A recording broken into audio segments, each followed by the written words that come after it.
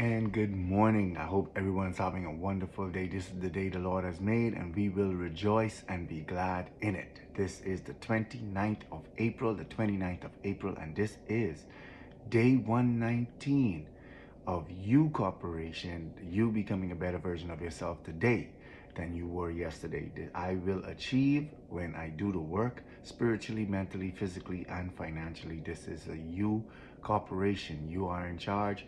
You are in business, and God is your CEO. So continue to do great, continue to be great, and continue to become the best version of yourself every day that He gives you life and breath. Today's topic is take responsibility for what happens to you. Blame no one else. Now, this is one of those topics where we might have covered it in earlier sessions and some aspects, but here's some reason why I really want to focus on this, that sometimes we have to let it stop with us.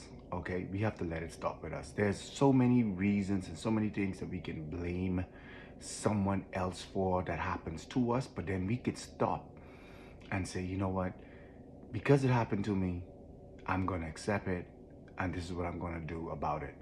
And when we do that, we stop the cycle of misappropriation. We stop the cycle of judgment. We stop the cycle of hatred. We stop the cycle of unforgiveness. We stop the cycle of anger, just by taking on the responsibility. Hey, if it's put into my hand, then I will manage it properly, and I will manage it correctly, and I will return it more better or more beautiful than it came to me.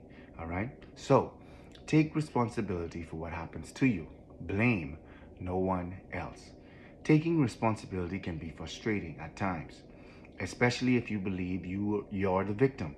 However, taking responsibility actually puts the subconscious mind to work to correct the issues and reason it out. Whatever happens to you, good or not so good, make sure start with you being responsible. Keep a forgiving heart and a hand full of grace. Let it start and end with you. Some may only want to celebrate and take responsibility for the good. However, we must take responsibility for all actions, whether we receive it or give it. By doing so, we remain in control. So we must take responsibility for the good and not so good.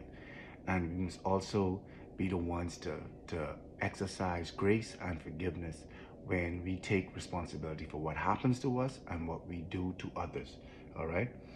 The scripture verse for this is 2 Samuel 16 verse 11, and this is David being ridiculed. And it said, and David said to Absalom, to Abishai, and to all his servants, behold, my son, which came forth of my bowels, seeketh my life. How much more now may this Benjamite do it? Let him alone, and let him curse, for the Lord had bidden him. See, this Benjamite, this guy was cursing David out and talking about down to him, and his soldiers wanted to deal with it. But David take on the responsibility, and David say, you know what, leave him. It might be the Lord's will that he doing it. So we must also always, no matter what happens, take on the responsibility and blame no one else. God bless. Peace.